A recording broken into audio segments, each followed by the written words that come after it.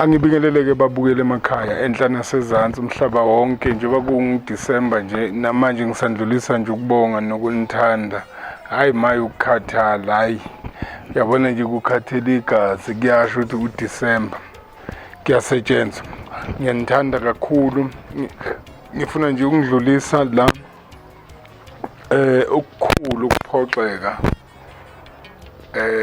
nokudumala nje nesenze esenziwe nje mhlawumbe abathile, kodwa nginethemba lokuthi hayi ukuthi amadoda, ngoba abantu amina amadoda noma abantu besilisa abakwenzi lokho kwenziwe laphana eNewcastle endaweni yaseMndozo noma endaweni ya angisho kanjalo lapha ngaseNyonini.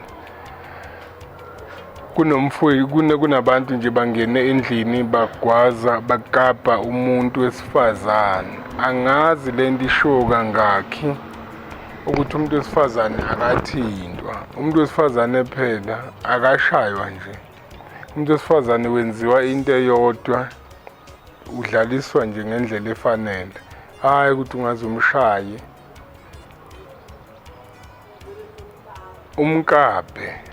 Hayi yazi impela khona ningixolele nje babukeli, khona iziphukuphuku zabantu, khona nje izilima neziwengu nemidlwembe, ngoba ubudlwembe nje lo ukushaya umuntu wesifazane akashayo. Iwona-ke nje umonakalo nesehlo esizivelele la endaweni yaseNewcastle. Salinyazelwa umuntu wesifazane and ulinyazwa kabi ngelanga likaKhisimusi, bekuyi-25 kuDisemba ebusuku. Cabanga nje lesiphukuphuku somuntu singena siyolimaza umuntu wesifazane ngelanga lokujabula. Kodwa-ke hayi, sithi uNkulunkulu uyazi futhi ubonile, naye usisi lwabambulele lapha endaweni yaseNyonini uyazi ukuthi ubulewe ubani. Wena mfowethu noma nina abafowethu enenze lesehlakalo ukuthi nilimaze umuntu wesifazane ngamafuphi nje, hayi lento eniyenzile ayikhombisi ukuthi ningamadoda, ayikhombisi futhi ukuthi ningabantu besilisa. Angazi nje ukuthi ngingathi luhlobo luni lwey'lwane, ngoba hawu umuntu wesifazane. Sengivala sengigcina babukeli nonke emakhaya, ngiyacela niyishumayelele. Umuntu wesifazane akashaywa, umuntu wesifazane akabekwa futhi isandla.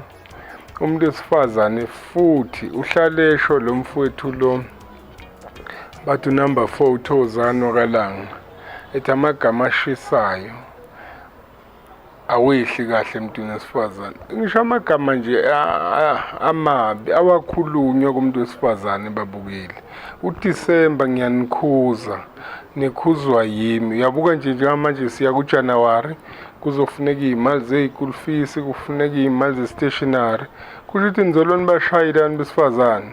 Kanti yini ninga-understand bafowethu ukuthi abantu besifazane vele ngokwendalo badaliwe ukuthi izwi labo kokunye kweliyintandele nje. So-ke wena mangabe uwumuntu wesilisa kubuke lokho ukuthi awulaze lantanda izwi likamama qim. Kufuneka imali ye-stationery, kufuneka imali yey'mpahla, kufuneka imali yama-uniform. Kusho ukuthi basazoshayeka kakhulu. Umuntu wesifazane akashaywa, umuntu wesifazane akabekwa isandla noma kunini. Umuntu wesifazane nje akabekwa isandla. Yini ungakuphume nje uphumela amanye amadoda, ubeka amanye amadoda ubone ukuthi azokwenzani? Awukuphume nje uzobona amanye amadoda, ngiyakutshela azokukhombisa. Njengoba nje endlini ubhongoza phela woza la uzobona bazokwenzani ngaphandle. Bewubhizi uhamba ukhombana nomama uzomshaya. Yini ukwenzelani lokho? Akwenziwa lokho bafowethu. Abantu besifazane abashayo nani phela bomama Nkosi yami makwenzeka niwahloniphe lamabhubisi, ngoba hayi kuyakhomba ukuthi umhlaba ujikile.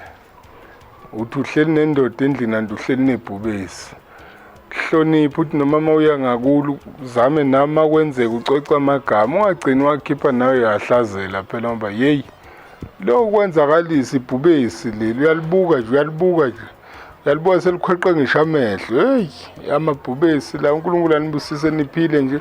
Nginifisela unyaka omuhle onezibusiso, nginifisela unyuye omuhle. Makuqhunyiswa iqhumana ama-cricket, Nkosi yami ngiyafisa nihlale kahle, ngiyafisa futhi nezinja nihloniphe.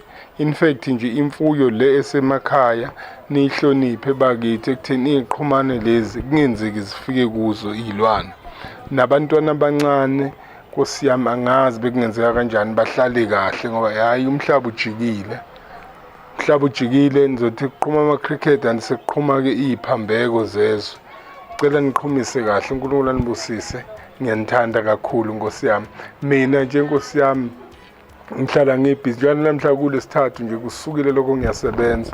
Inombolo yami nansi ngiyatholakala nje kuyola 0732196664. uNkulunkulu anibusise nonke niphile. Uyabona nje ngoJanuwari ithi le ngiyayimemezela. NgoJanuwari nje ngine-standard price sime phansi sisodwa ngeke ngisho ngikhuluma ngisebenzisa enye language. Ngeke ngisebenzisa amanye amagama asedumile emhlabeni, kodwa nje nginelokhuze eyodwa nje. Makwenzekile nje wafika kuqala mhlawumbe uzongithola ngilapha ngo500 kuphela. Ngoba yini uJanuwari ka2023 ngiyabekisa. I'm not saying ngizobe ngilapha ngo500. Kodwa nje ngiyabekisa ekutheni ngoJanuwari abeze abantu ngikhona ngila 7334 esection 4 osizweni. Yila engikhona, ila engitholakala khona. Niphile phela, ngiyanithanda yini phela. Hayi maye ukunithanda bakithi. Ngiyanithanda nonke. Hey awubuke nje uyabonakala ukuthi udla amasaladi kaKhisimusi. Awubuke ihlathi zinjani. Hey wena. Hey niphile ngiyanithanda nonke emakhaya nabafowethu futhi laba nabanithanda na wonke nje umuntu. uNkulunkulu anibusise niphile. Bye bye.